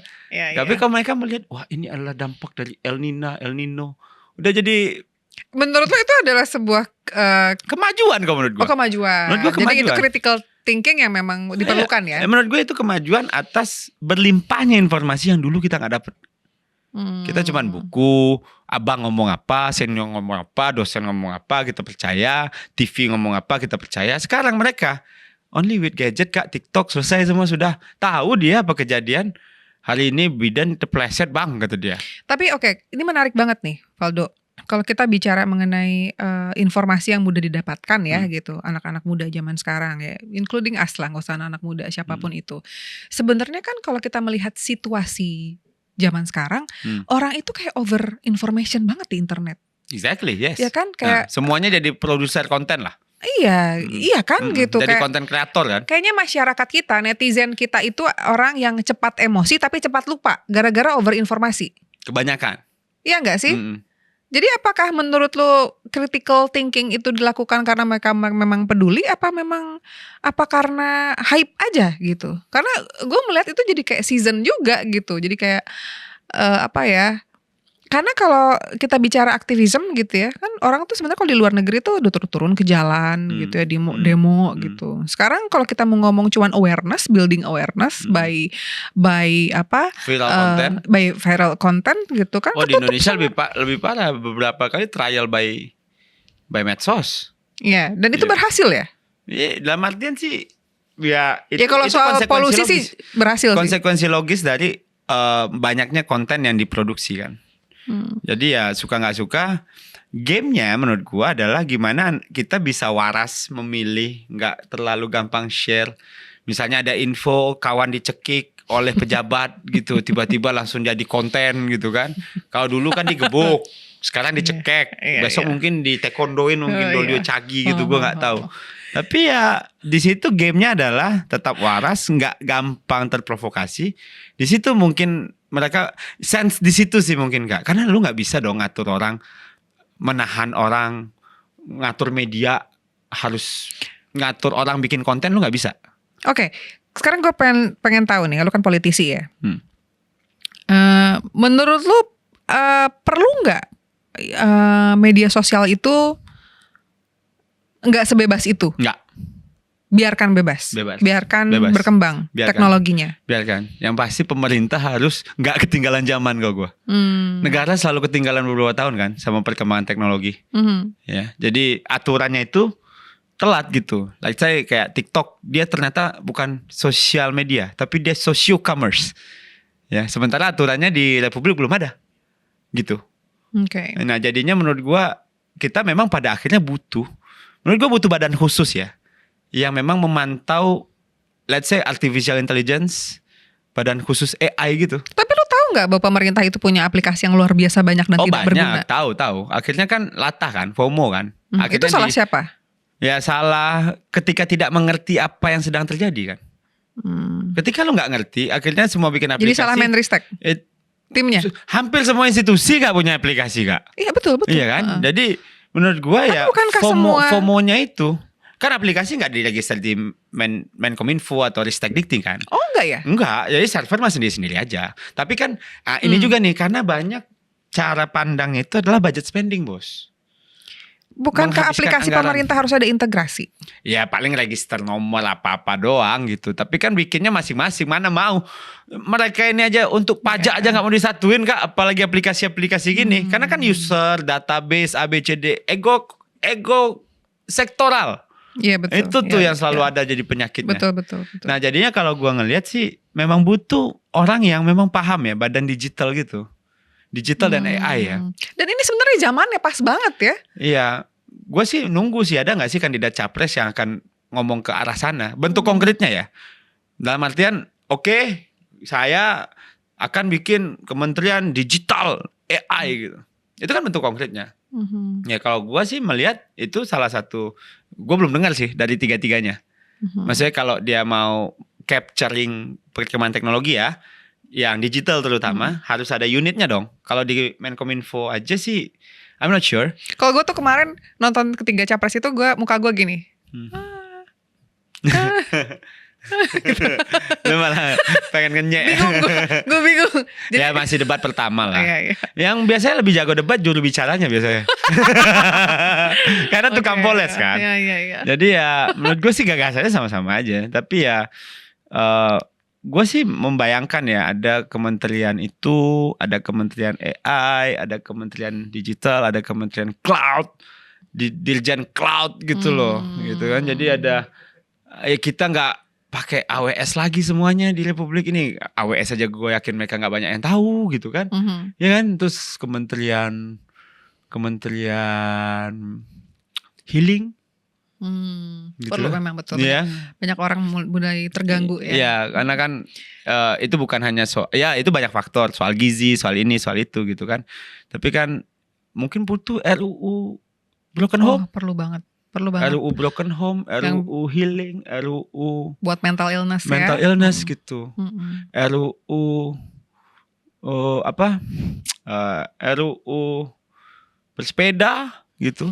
Pokoknya lucu-lucu aja menurut gua. Itu penting sih. Ya. Ya mudah-mudahan gue bisa teriak-teriak untuk itulah besok. Harus nyalek berarti. Hah? Harus nyalek berarti. Ya kita tunggu arahan lah. Kalau kita kan pasukan bos. Dulu PAN tuh tau nyalek tuh H-1 kok gue. Iya, bro, nyalek bro. Intuisi gue tuh jarang salah sih, lo bakal bersinar kok. Wah, alhamdulillah kak. Iya. Tapi jangan lama-lama ya kak. Tapi katanya sih, gue sih kayaknya harus tirakat lebih dalam sih kayaknya. Kurang aja nih, masih kurang menderita nih gue kayaknya. Kalau kata teman-teman gue di partai lain, lu masih kurang menderita lu katanya. Kalau gue lihat kayaknya lu udah punya nama yang cukup bersinar ya. Enggak dong. Hancur bro. Faldo Maldini itu kan maksudnya lu masih muda tapi sudah bersinar. Tapi ya masih panjang sih. Yang harapan gue mewakili masyarakat Indonesia. Harapan gue adalah lu jangan berhenti untuk bersinar gitu, karena kadang-kadang itulah ya lu bilang sendiri ketika sudah masuk ada sebuah yang kesannya tuh jadi sesuatu yang keniscayaan ya gitu. Lu bakalan mau nggak mau gitu ya berada di pihak petahana dan lain-lain. Yes, exactly. It's okay, which is bagus. Gue sendiri juga, gue walaupun sekarang gue bilang gue nggak punya pilihan siapapun atau mungkin pada saat pemilu gue punya pilihan, tapi gue adalah orang yang kalau misalnya presidennya siapapun, at the end of the day gue akan respect gitu, karena itu sudah menjadi pilihan masyarakat dan gue percaya itu campur tangan Tuhan juga gitu ya. Nah kalau gue sih ngarepinnya orang-orang kayak lo tapi nggak stop untuk bukan berpihak kepada rakyat ya, tapi kan lu bilang you just being yourself, which is very important. Karena kalau lu berubah gitu terlalu keberpihakan, lu akan melempem pada dengan sendirinya dan lu akan menjadi orang yang sama dengan orang-orang itu. Abang dan dulu. Itu kan nggak keren banget sebenarnya. Ya, gitu mudah-mudahan lah kak. Maksud gue dengan bertahan di partai. Lu kurang nekat kalau gue lihat sekarang. Ya gue kira sih gue dengan bertahan di partai ini gue udah cukup nekat sih. Ya, gue udah layak dianggap Korea Mas Bambang Pacul ya. Okay. Ngambil manfaat dikit, ngambil derita kebanyakan. Karena kalau gue pindah, gue rasa gue pengen cepet. Gue gitu pengen mencoba cara ini. Cara yang menurut banyak orang impossible. That's why I stay and I'm not leaving. Goal tertinggi lu apa sih di dalam pemerintahan Indonesia? Ketua partai lah. Oh, pengen jadi ketua partai? Ya iyalah. Gue bisa ngirim menteri banyak, gue bisa ngirim bupati bagus, gue bisa maki-maki mereka kalau seandainya masyarakat di situ mengamuk. Iya kan? Semoga ini didengar oleh pembina ya. Maksud gue ya, politisi yang benar sih tujuannya harusnya ketua partai sih. Oke. Menurut gue ya. Karena di situ lu tidak ingin jadi menteri. Menteri gue bisa pilih kalau gue jadi ketua partai. Lu jadi menteri ya, koko gitu misalnya kan. Ya gue bicara mengenai goal tertinggi lo. Tetap sih so far ketua partai ya. Oke. Karena gue percaya demokrasi kak. Gue percaya demokrasi, instrumennya partai politik. Iya, duit juga udah masuk. Kerusakan, enggak, kalau PSI kan beda harusnya. Kerusakan di politik ini karena partai. Di negara ini karena partai. Tapi suka nggak suka obatnya di partai. Jadi ya kalau seandainya gue bahkan ya pengen menteri itu orang partai semua. Kenapa? Karena kalau pendidikan gak benar, menterinya dari PDIP, besok kita hakimi tuh PDIP-nya. Jangan pilih dia lagi tuh, mahal sekolah gitu. Fair bos. Kalau profesional, non profesional, menteri profesional, menteri partai, gimana menghakiminya kalau dia gak deliver? Kalau seandainya menteri desa dari PSI, desa menderita, wah, kacau nih PSI, gak boleh pilih gitu. Wajar kan? Tapi kalau dia profesional, gimana? Lu mau ngamuk ke siapa? Iya betul. Menurut gua ya. Iya. Jadi terimalah fakta bahwa partai ini adalah obat dari kerusakan republik ini. Tapi memang harus dikerjain dengan benar. Jadi ya kalau gue sih tujuan gue ketua partai lah. Caleg dari PSI menurut lu oke-oke nggak? Sekarang lebih banyak setidaknya. Oke-oke nggak? Berkualitas nggak? Lu cukup percaya diri nggak untuk ngomong bahwa calegnya oke-oke? Much better than previous lah. Much better, so. Okay. Sorry, salah gua. Sorry, tolong di-cut. Ya, better lah dibanding sebelumnya. Maksud gue tahu di sini dia punya basis, ini punya basis. Jadi gua ngelihat kali ini sih PSI lebih siap. Lebih siap. Untuk kalah? Dengan skala trik-trik yang kita punya loh. Bener. Kalau PSI kalah gimana? Kalau PSI kalah lagi gimana? Gua nggak pengen bayangin itu sih. Oh gitu. Karena itu gak akan terjadi. Insya Allah. Asik banget. Gue udah siap-siap menang sih Kak ini Kak. Pilihannya PSI itu 2 aja menurut gue. Kalah atau menang banget sudah. Gak ada tengah-tengah tuh gak ada. Karena aneh posisinya kan. Posisinya tuh posisi gak tengah gitu loh. Iya oke. Gue ngerti PDIP kenapa, lah. Oke, gue sekarang ngerti kenapa PSI begitu galau memilih mau pilih yang mana. Karena benar-benar pertimbangannya harus. Iya. Pilihan yang bikin gue menang gitu ya. Yeah. This is the last peluru terakhir lah. Dan kayaknya sih kita melakukannya dengan benar sih kali ini sih. Oke. Karena udah makin banyak kan, makin rame. Orang dari partai lain juga yang udah punya experience di DPR banyak kan udah gabung-gabung. Bapak nggak sendirian lagi gitu. Dulu kan dia sendiri ngatur-ngatur ini, ya kan bersama tim-tim yang lama gitu. Sekarang kan udah mulai banyak kepala gitu. Jadi menurut gue sih sekarang lebih matang sih ini. Mudah-mudahan kedepannya lebih matang. Oke, gue bicara sekarang lu nggak usah sebut siapa ya. Tapi kalau lu pribadi, lu ada satu sosok yang lu yakin pengen ke situ nggak sebenarnya? Kemana salah satu capres? Lu nggak perlu sebut namanya, tapi hati lo. Sebenarnya lu ada satu sosok nggak yang sebenarnya yang lu sudah pilih? Gue sebenarnya nggak mau kemana-mana, mau dia aja. Ada. Tapi lu akan tetap ikutin apa kata PSI. Iya. Oke. Baik kalau gitu. Patuh kita bos. Prajurit kita nih, pasukan. Laki-laki ya? Iya, cewek juga gitu sih. Enggak, pilihannya laki-laki ya, laki-laki kan semua laki-laki. Kecuali alumni kampus gua cewek satu. Tidak didukung. Bu Puan. Iya. Oke kalau gitu Faldo. Siap. Nanti kita ngobrol lagi ya. Enggak terasa. Berapa lama ini kawan? Gokil. All out. Keluar semua. Masih banyak sih, tapi nantilah kita ngobrol lagi lah pokoknya. Faldo, thank you so much ya. Thank you banget. Sukses terus.